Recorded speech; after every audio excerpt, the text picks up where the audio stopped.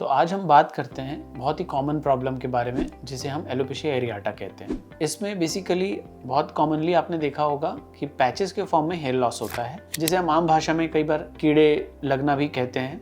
और पेशेंट तरह तरह के ट्रीटमेंट भी ट्राई करते हैं, कई बार रिजल्ट आता है, कई बार रिजल्ट नहीं आता है। तो सबसे पहले समझते हैं एलोपेशिया एरियाटा होता क्यों है। एलोपेशिया एरियाटा बेसिकली एक ऑटो इम्यून कंडीशन है जिसमें आपके शरीर के अंदर जो कुछ प्रोटेक्टिव सेल्स होते हैं, जिसे हम टी सेल्स भी कहते हैं, वो आपके हेयर फॉलिकल्स को डैमेज करने लग जाते हैं। अब ये ट्रिगर बहुत सारे रीजन से हो सकता है इन्फेक्शन हो सकता है कुछ डिजीज हो सकता है कोई स्ट्रेस हो। सो बहुत सारे रीजन से ये ट्रिगर तो हो सकता है, बट एग्जैक्ट कॉज बताना बहुत मुश्किल होता है। बट आपको घबराने की जरूरत नहीं है, एलोपेशिया एरियाटा का ट्रीटमेंट अवेलेबल होता है, बस आपको अपने डर्मेटोलॉजिस्ट से बात करनी होती है। आज हम बात करते हैं कि ट्रीटमेंट डिसाइड कैसे होता है और बेस्ट ट्रीटमेंट क्या है। देखिए, एलोपेशिया एरियाटा का जो ट्रीटमेंट है वो उसके साइज के हिसाब से, जो पैच का साइज है आपका, कितना एरिया इन्वॉल्व किया है अभी तक डिजीज ने और कितना रैपिडली प्रोग्रेस कर रहा है, इस पे डिपेंड करता है। तो अगर आपका डिजीज छोटे से एरिया को इन्वॉल्व किया हुआ है, स्लो प्रोग्रेस कर रहा है, तो हम यूजुअली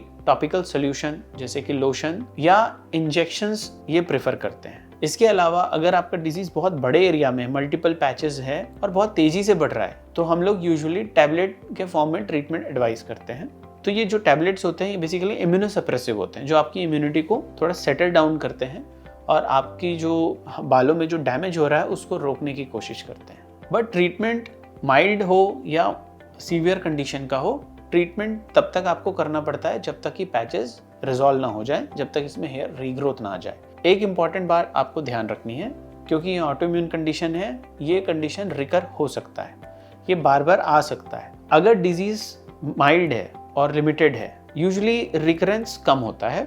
अगर डिजीज सीवियर है, ज़्यादा एरिया इन्वॉल्वमेंट किया हुआ है और बहुत रैपिडली प्रोग्रेस भी कर रहा है, रिकरेंस ज़्यादा होगा। बट आपको ट्रीटमेंट बीच बीच में लेते रहना है, रोकना नहीं। अब हम बात करते हैं कि एलोपेशिया एरियाटा का बेस्ट ट्रीटमेंट कौन सा है। देखिए, अगर आपका डिजीज लिमिटेड है तो बेस्ट ट्रीटमेंट है इंजेक्शंस। तो इसमें कुछ स्टेरॉइड के इंजेक्शंस हम उस पैच पे ही डायरेक्ट लगाते हैं जहां पर आपको हेयर लॉस हुआ है, और ये बेस्ट इसलिए है क्योंकि ये इफेक्टिव है और सेफ है। स्टेरॉइड नाम सुनते ही पेशेंट डरते हैं, पेशेंट को लगता है स्टेरॉइड के बहुत सारे साइड इफेक्ट्स हैं। डेफिनेटली साइड इफेक्ट्स होते हैं, हर ड्रग के साइड इफेक्ट होते हैं, स्टेरॉइड के काफी साइड इफेक्ट हैं। बट क्योंकि हम इसको आपके उस पैच बस में लगा रहे हैं जहां पर ये प्रॉब्लम है, ये आपके अंदर ब्लड में जाके आपकी बॉडी को साइड इफेक्ट नहीं करता, ये सिर्फ उतने स्किन पे जाके डिजीज को कंट्रोल करता है और लोकली इसका ज्यादा साइड इफेक्ट नहीं होता है। दूसरा, बहुत इफेक्टिव है, डायरेक्टली एक प्रॉपर डोज में हम आप इसको इंजेक्ट कर रहे हैं, तो इसका रिजल्ट सबसे फास्ट आता है, सबसे ज़्यादा आता है। इसके बाद जो दूसरा ऑप्शन होता है वो टॉपिकल सोल्यूशन, लोशंस वगैरह जो होते हैं उनका होता है, जो हम आपको रेगुलर बेसिस पे लगाने के लिए देते हैं, जिसको आप मेंटेनेंस के लिए यूज़ कर सकते हैं। ये इंजेक्शंस आपको 3 to 4 वीकली लेना होता है। 2 से 3 इंजेक्शन में ज़्यादातर पेशेंट में, अगर लिमिटेड डिजीज़ है, बाल आ जाते हैं।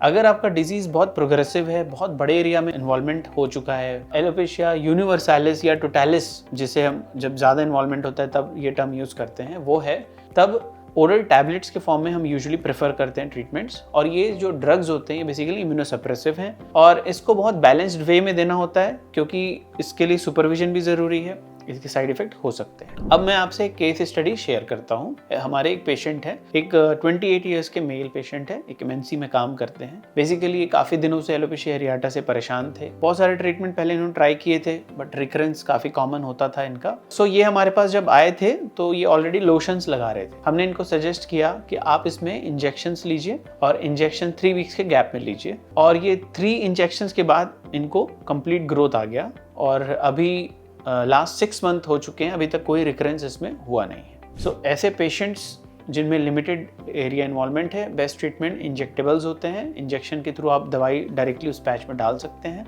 और रिजल्ट काफ़ी अच्छा आता है। सो एलोपेशिया एरियाटा एक ऑटो इम्यून कंडीशन है और इसमें जितना रोल ट्रीटमेंट्स का है उतना ही रोल एक अच्छे डाइट और लाइफ स्टाइल का भी है। तो आपको इनका बैलेंस रखना है। अगर आपको लगता है आपके दोस्तों में, आपके पहचान में किसी को एलोपेशिया एरियाटा है, उनके साथ इस वीडियो को ज़रूर शेयर करें, उनको एक अच्छा गाइडेंस मिलेगा। हो सकता है काफ़ी दिन से वो परेशान हो ट्रीटमेंट को लेके और वो अच्छे इलाज की तरफ जा पाएँ, सही डिसीजन ले पाएँ। आई होप ये वीडियो आपको अच्छा लगा हो। Thank you for watching the complete video.